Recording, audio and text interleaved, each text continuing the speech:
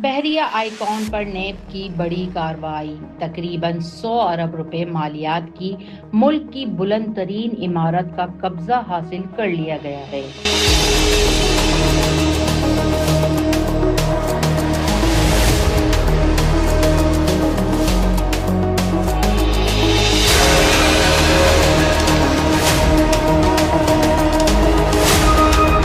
कार्रवाई money laundering तहकीकात और एहतसाब अदालत के हुक्म के बाद अमल में आई।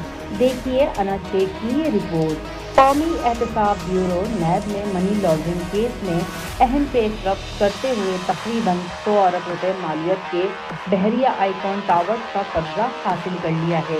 नैब के मुताबिक कार्रवाई एहतसाब अदालत नंबर 1 रावलपिंडी की जानिब से एंटी मनी लॉन्ड्रिंग एक्ट 2010 के तहत अबूरी जब्ती की तौसीक के बाद की गई, जबकि इमारत की तहवील मुकामी इंतजामी के हवाले कर दी गई है।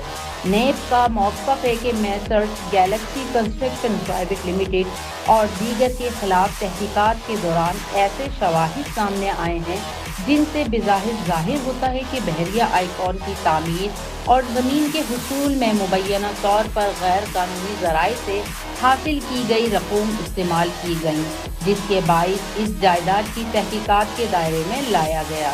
इदारे के मुताबिक बहरिया आइकॉन पाकिस्तान की नुमाया तरीन और बुलंद तरीन इमारतों में शुमार होती है और उसकी ज़ब्ती माली जराइम, मनी लॉन्ड्रिंग और गैर कानूनी असासों के खिलाफ कार्रवाइयों में एक अहम पेशरफ्त करार दी जा रही है।